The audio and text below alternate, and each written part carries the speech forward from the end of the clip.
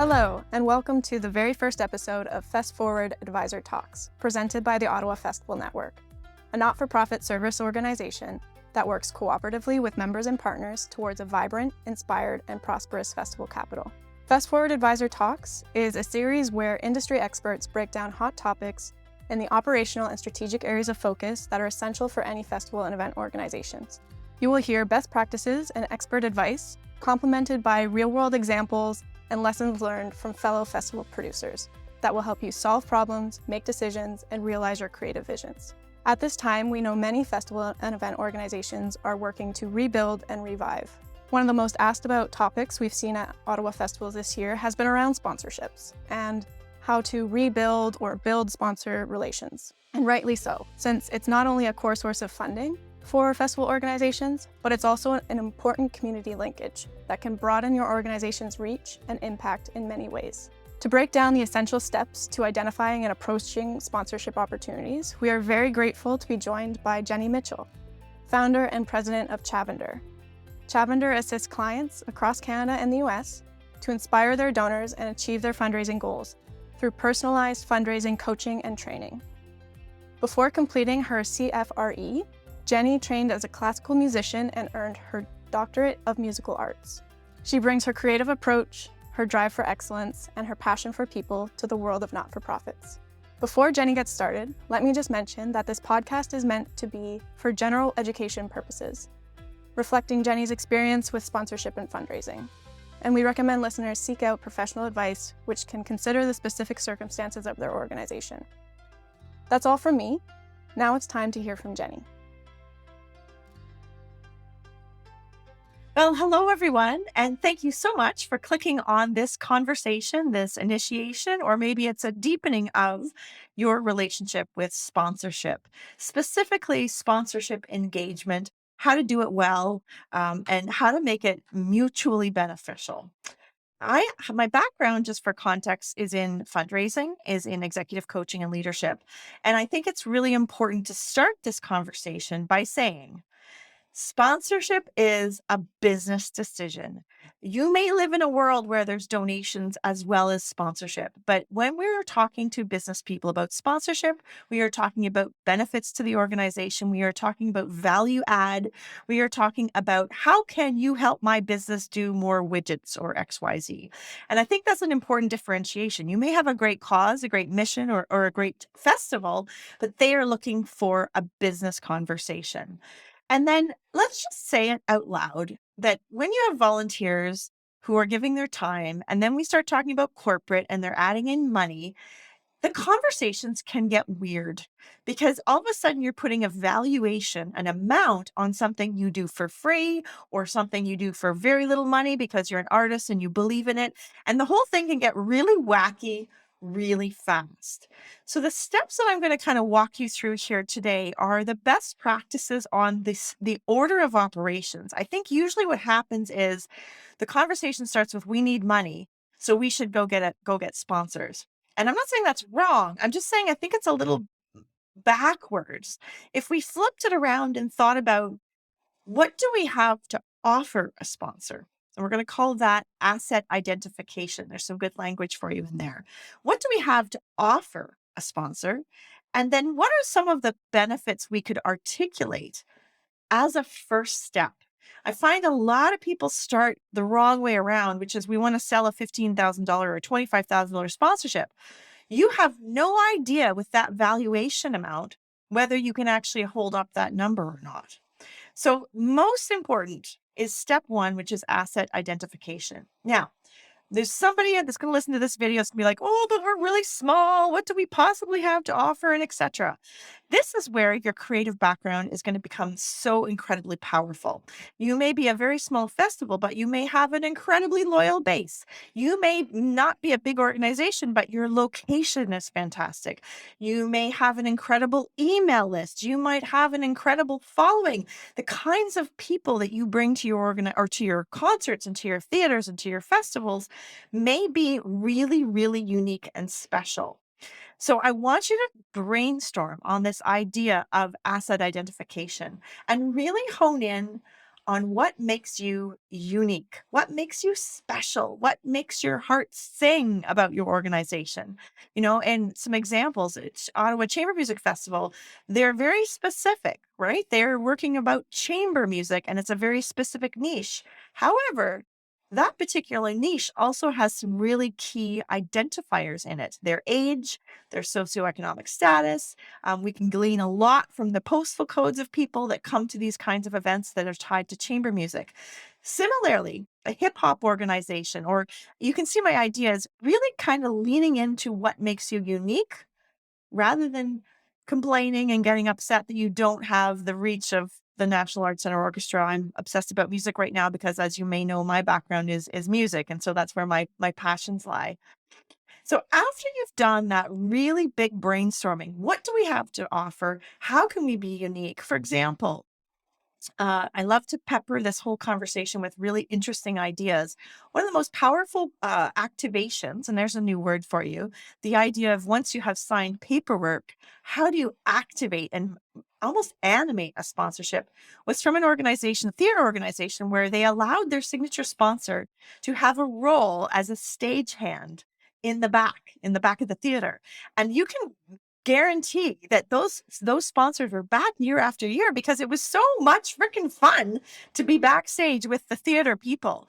And it was a wonderful perk for the employees and for the organization. So you can see that there's a lot of creativity here. Start with that. After you've identified your assets and you've identified what you think you might be able to sell, make sure, even before you go, I was about to talk about prospect lists, but I'm going to go back. Know who you represent. Know your numbers. How many people are on your MailChimp list? What kinds of typical people, what kinds, price of the ticket they buy or don't buy? How old are they? What are the demographics of who you can bring as an audience to a sponsor? Because at some point, we're going to have to get into the conversation about values and alignment with brands. And knowing who you represent is really important. And by the way, don't just go for statistics and how many Facebook followers you have. I know we all think that's important. What kind of shoes do they buy? Where do they get their news? What do they value? I always say that seniors, one of the things I think about a lot with seniors, at least, look at the profile. My mother loves to garden.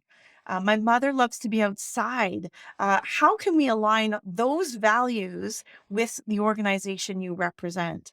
Similarly, hip hop or somebody that does animation, that's a very independent thinker kind of a person. So not just the physical statistics, but almost like the psychological profile of the person and the audience you are bringing to this potential sponsor.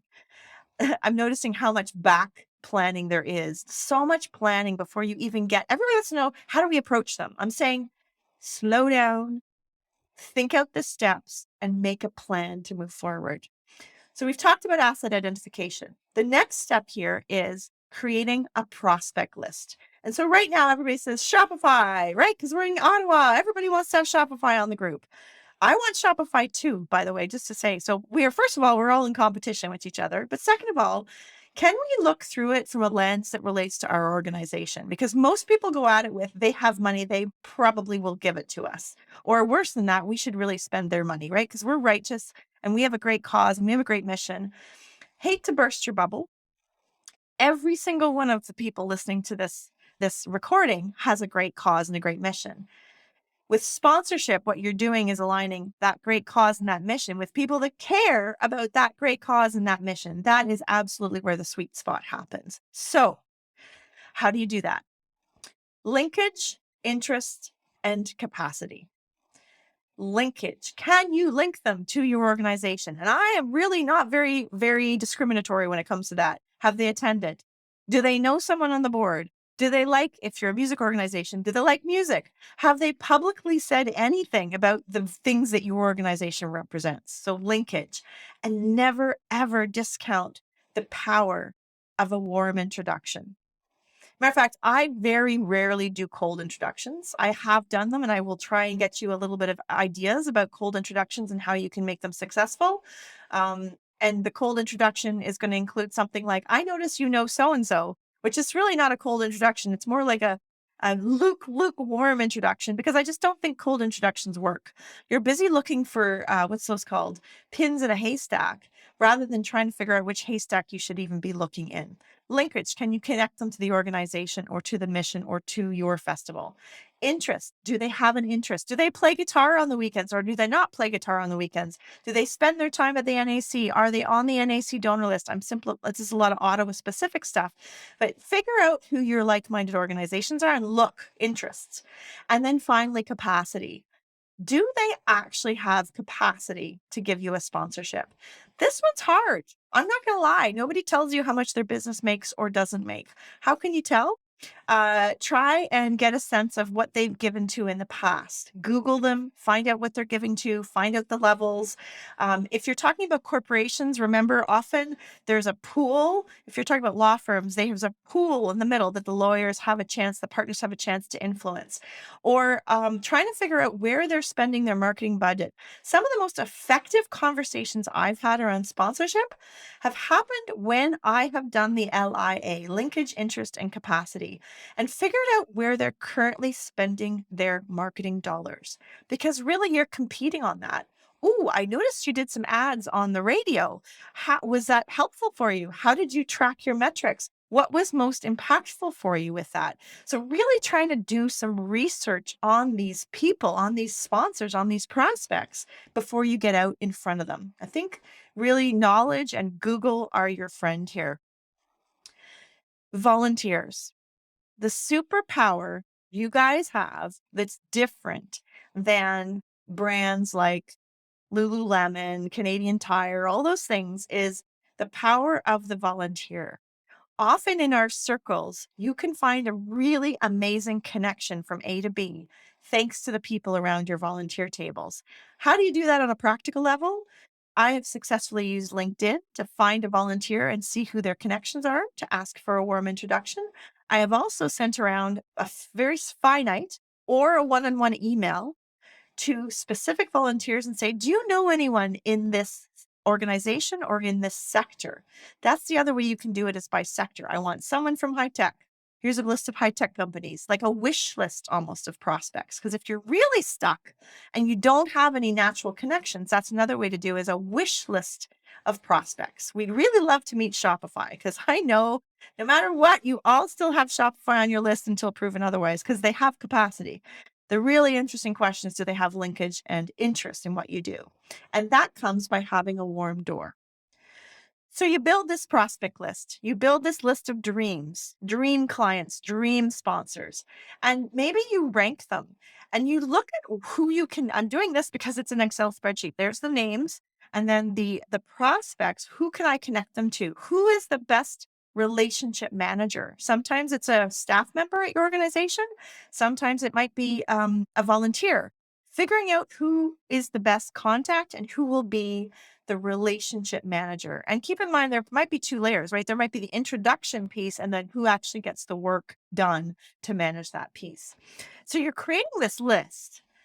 And then at some point, you need to make a decision, because you are not going to be able to reach out to all those prospects. The probability is, or my hope for you is, that it's too big.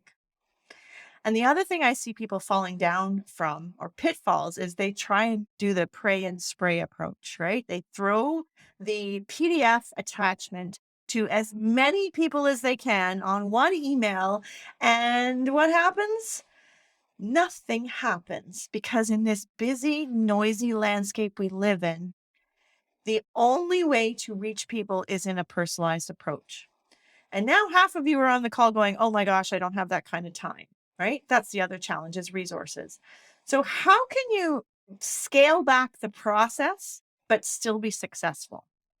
Because I don't want anybody listening to this recording to ever again send an attached PDF, because it doesn't work. And it looks like you are part of a machine of cookie cutters, that you're sending the same thing to everyone else. And I don't like that. Nobody likes that. So what do? You take that prospect list and you actually start to qualify it. There's another word for you. Right now, it's a list. It's not a qualified list. My other advice is start small. If you are resource strapped, start with 5. 5's a great number. Maybe one volunteer takes one. Or if you've got staff, give them 5. and commit to that for the next 2 weeks. Ignore everything below line 5. It's really hard to do because you think, but maybe, because I do the same, you guys. Oh, but there's that one that I think I might be able, right? Focus, focus, focus on the top 5 and make some inquiries. Get a little bit more intel, like I was saying. So once we've created the prospect list, we've identified what we have to offer in terms of audience. We've created the prospect list. We're raring to go, right?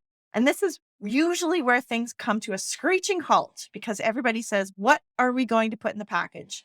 Oh no, it has to be branded this way. We have to include everything. We need to have the levels, right? The gold, silver, bronze. Gold, silver, bronze. Put me to sleep right now. All of you are creative organizations. Shame on you if you're thinking, I mean, at least you could do like, I don't know, aquamarine. Oh, I'm blanking on another mineral, but like something other than gold, silver, bronze. Let me share with you my approach. Let me share with you my years and years of experience doing exactly this. All great sponsorships do not start with a package.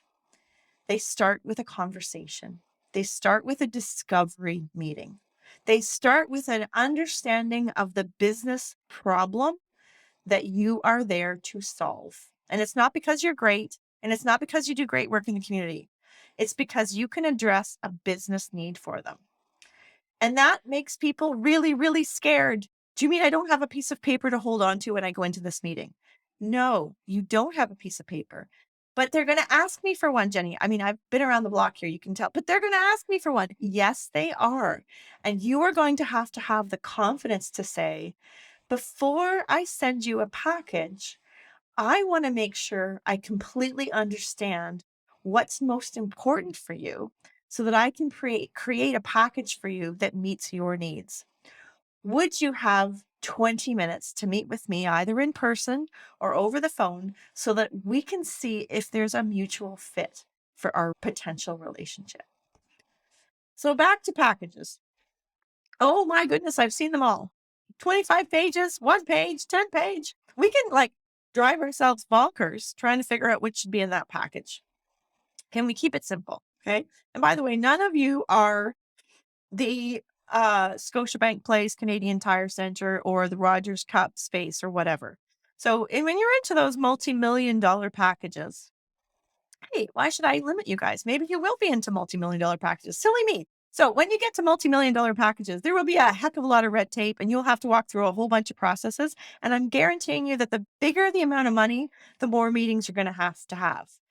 But when you're in that mid-level, you really can get away with something very succinct. I want to take a minute to talk about documents.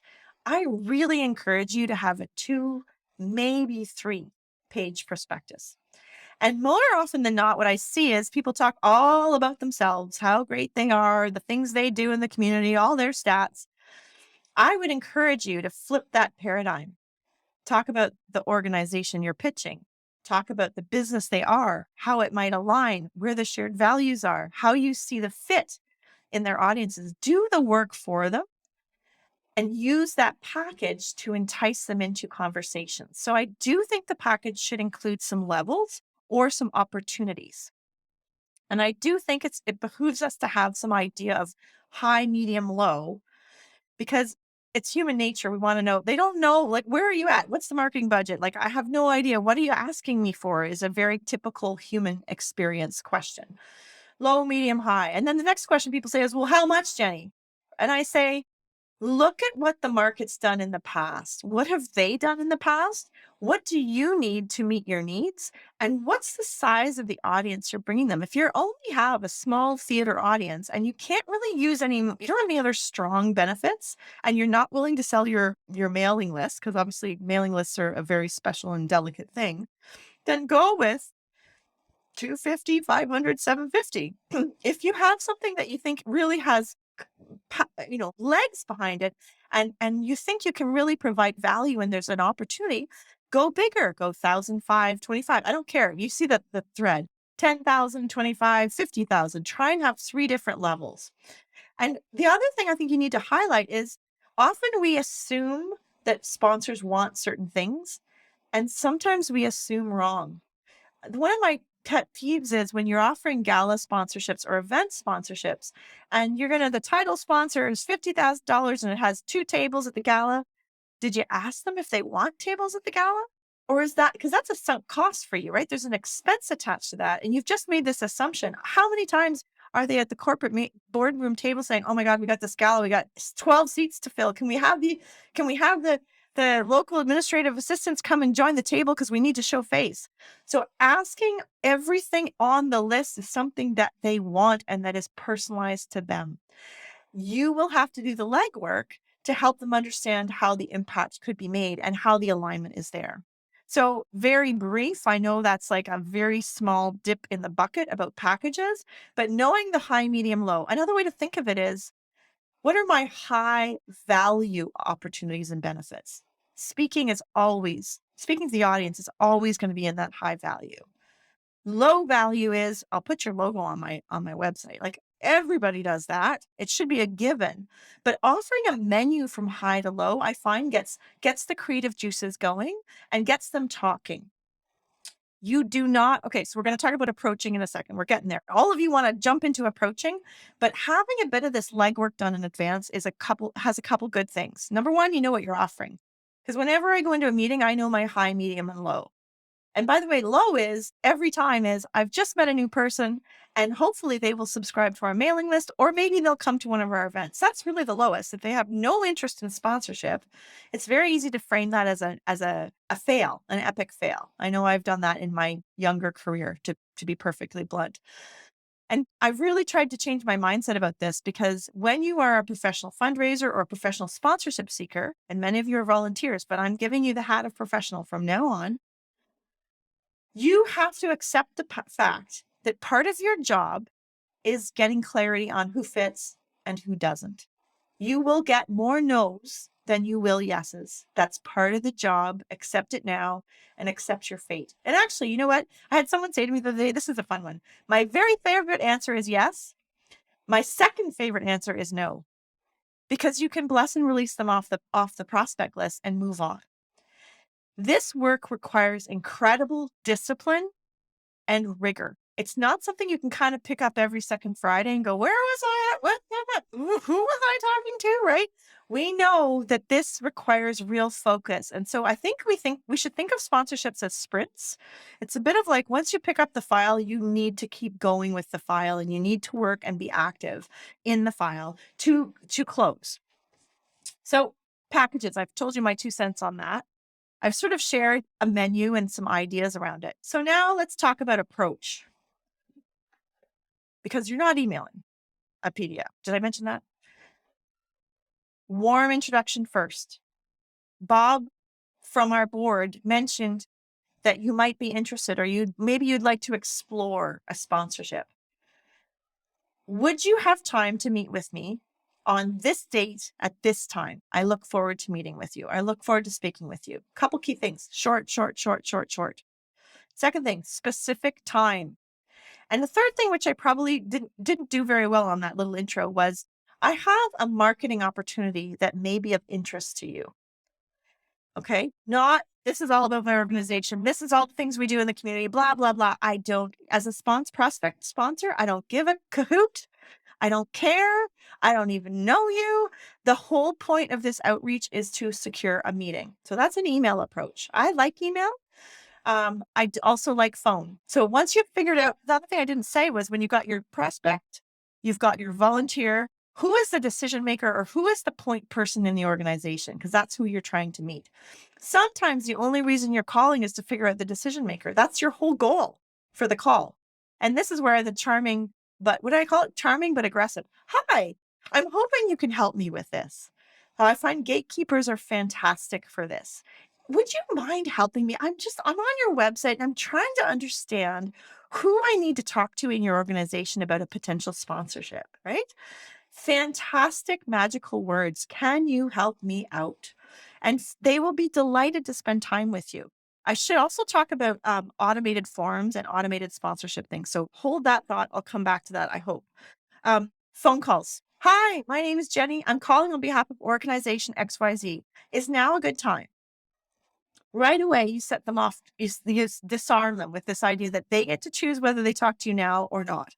Wonderful. The reason for my call, so I'm not going to waste your time. The reason for my call is yada, yada. I would love to explore a marketing opportunity we have coming up.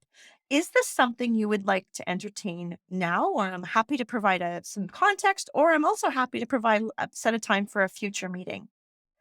That phone call is not the time to tell them everything about your organization and how great your sponsorship package is. It is set up to set up a meeting. That is all. And that can be really hard because you got them on the phone. You're so excited, right?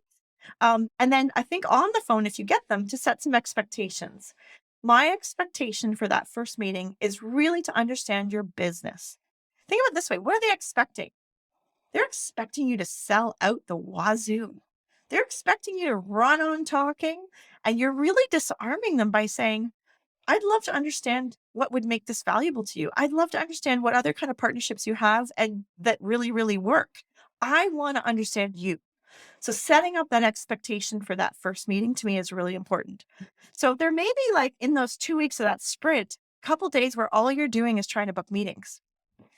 Hey, Bob, can you send a nice email to Scott Smith over at XYZ and tell him I'm a nice guy, or to let him know they'll be reaching out, like anything to warm these up. So let's do the worst case, right? Sorry, not interested. Just send me your package. And you're going to get that. You're going to get not interested. Just send me your package. So how do you handle it? Well, I think one way to do it is to say, I'm happy to send you a package, but I also want you to know that you are not a cookie cutter to us, that I think there's synergies because of X, Y, and Z. So itemize to them why you've done the work. Don't just tell them, right? Tell them why you think it might fit. And then the last line is, if you would like to explore this more, I am available on blank. No, can't do it. I'm busy. No worries. Could you tell me when you'd like me to follow up with you? Do you see how respectful this is? This stuff is golden, you guys. It's like, rather than thinking of those as something to hook on to, it's to build a relationship with them without this sort of overhanging of sponsorship, this money hanging over your head. It really is truly to get to know them and understand what their marketing goals are. Because that's really the only way you're going to get into a business decision is through their marketing plan. So yay, you get the conversation, you get the meeting. How do you prepare? I'm going to assume you're going in on your own. If you're going in with more people, I really want you to think carefully about who does what role, because the worst case scenario for that first discovery meeting is the two of you speak 2/3 of the time and the sponsor speaks 1/3 of the time, potential sponsor. I really think it's important for you to ask open-ended questions. Tell me about your best experience with a sponsor. Tell me, what's most important for you from a marketing perspective. Do you care more about eyeballs, or do you care more about audience? Do you care more about engagement with the potential audience? Like, what works for you? And how does this tie into your employee engagement? I get in trouble here, just going to say, because I do this kind of thing where I put everything on the table in the discovery call. And it sometimes nips me in the butt because I take something that's very simple and I make it big. But the reason I do it is I want to be able to explore a little bit to see if there isn't a little bit more, right? If we can get into different buckets of the organization. Now, you're talking small town, Main Street, very different conversation than corporate trying to get in at Canadian Tire. So I just want to acknowledge that. Small town, Main Street, you're there because you buy from that restaurant all the time. So you can probably start with a lot more comfort level. And I want this to be valuable to you. Is in-kind catering an option? Like, really opening up the dialogue. So open-ended questions. Here's one that rarely do people have the guts to ask, but I think it's really respectful. Can you give me a sense of your marketing budget for something like this? When do you make your marketing decisions? I want to be respectful of your time. We are both busy people. How would you like to work with me? Rather than, because what they want to do is get you out of their office, right? Like, unless you have something valuable. So set the expectation. How is it that you want to work with us? Because we can work with you in whatever way works. And do you see this as more of a long-term thing? I'm kind of envisioning it'll take 2 or 3 meetings for us to kind of finalize. Is that your sense as well? Is that your sense as well? Do you see how I'm constantly dropping in those ideas? So you're going to get a yes, no, or a maybe. I actually find the maybes the most challenging.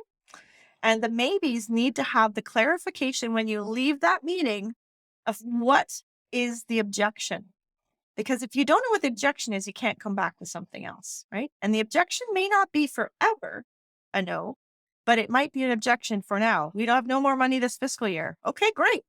Can you tell me when you do your planning? Just see how that kind of all plays in together. So I'm fast forwarding because I really want to talk about the signing of the commitment, because I think that's actually really interesting. So let's say we have this back and forth. Let's give ourselves the grace to build the right package for this sponsor. And then let's talk about what it looks like to sign on. I think it's really important that you have some kind of an agreement letter that outlines what you're going to do and what they're going to do. Doesn't have to be fancy, can be in a Word doc, trust me, but some kind of a written agreement and payment terms. How would you like to pay? How many times have people come out of a sponsorship meeting saying, yeah, we got it. And you go back and you're like, when are they going to pay? Oh, how are they going to pay? Oh, what's the recognition for it? Oh, right. All of those things. I feel like you need to be very practical, right? You get the yes, and you got to go through all the practical steps. Don't miss that. You may not get them on the phone, guys. Make sure you take the time to find those clarifications on those things. So you come home, you've got the confirmation letter, and you celebrate. You celebrate with your volunteer team. You celebrate. You're grateful that this beautiful money has come in, because most of our organizations, corporate sponsorship is unrestricted. All right. I want to keep going on this idea of that is when the work starts. They have signed on and made a commitment. How are we going to keep them in the loop? How can we keep them in the inner circle? Give them updates. You guys are all, if you're all festival people, how can you let them know personally? Hey, by the way, we just signed XYZ to the front. And how can we activate their audience with our audience? I find there's a lot of missed opportunities on that front. How can we, as our not-for-profit, benefit their audience as a corporation? And so hopefully it all goes well. Hopefully you do some things like sponsor activation, which is where you engage their audience with your audience. You can be super creative about that stuff and really get to speak to some other language I've heard recently, the two marketing teams brainstorming in partnership together, because it's absolutely a win-win. And then the event happens, or the sponsorship. What thought too is, does it always have to be event sponsorship? Can we offer you a bigger bang for your buck if it's a multi-year experience? If it's a full year sponsorship of which an event is part of it? I think often we sell ourselves short. I also think that event sponsorships are like pop-ups. They don't have the same tail that a multi-year experience, being on our website for longer, all those kinds of benefits can be. And that's really where I think the pedal hits the metal and things start to be joyful and relationship based. So always having a point person, making sure the sponsor is included, and maybe some of the sponsor's decision makers, if that's the situation with the sponsor. Final thoughts: fulfillment reports. It sounds like a fancy word. The event finishes, we go into a little pile on the floor for 2 days, don't we? We all like collect ourselves after we've tore down everything. And it's like this huge build up and then this collapse. And then 3 days later, we need to report. And all of you are going, oh my God, 3 days later, do I have more time? Well, I often build my fulfillment reports early as part of the process so that all I have to do is fill in the blanks. And it can be templated. It doesn't have to be personalized. So with that fulfillment report, you say, this is what we said we would do. This is what we did. It's okay. Be honest. If things didn't happen, or say the printer screwed up or whatever, just speak it out and describe it. And then ways we could improve. And I think also those are like open to new suggestions. I noticed this. We could maybe do this. It's a very open-ended. So there's a report. But here's the kicker. You do not email the report. You ask for a meeting to report on the report. And you get the feedback in real time of what went well and what didn't. And through that experience, you share the fulfillment report and you say, can you see yourself being part of our sponsorship community next year? Because if you do, and if you're able to sign on sooner, we can celebrate you longer. I'm going to go over the steps one more time. Asset identification. What do you have to sell? Prospect list. Who can I connect them to? Linkage, interest, and ability. Third, packages. Keep them short, keep them sweet, less text, more photos, more impact. Menu approach. Number 4, approaching people. Short emails, short phone calls, finding a warm connection. Number 5, conversation. Open-ended, engaging, addressing a business need. Number 6, confirmation letters, details, outlines, signatures, how they will pay. Finally, fulfillment reports. How will you report back to your sponsors?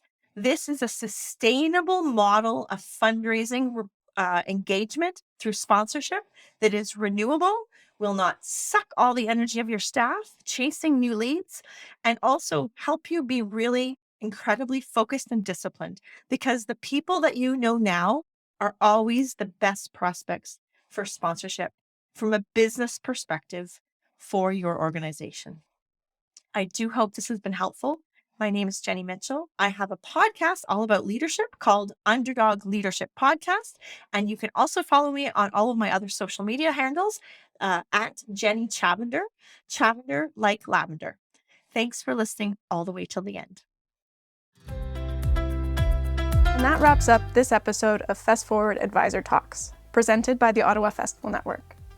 We acknowledge the support of the Canada Council for the Arts in the making of this podcast. All of the resources and links mentioned throughout this episode will be available in the episode show notes, as well as transcriptions in both French and English. For more information on OFN and our members, please check us out online at ottawafestivals.ca. And if you have any questions or feedback around this podcast, you can send us an email at festforward@ottawafestivals.ca. Thank you so much for listening, and please remember to subscribe to Fest Forward Advisor Talks to catch future episodes where we dive into even more hot topics festival and event organizations need to know to support and grow their organizations. If you enjoyed this episode, please share it with your colleagues and friends and leave us a review. That's all for now. Stay tuned and stay festive.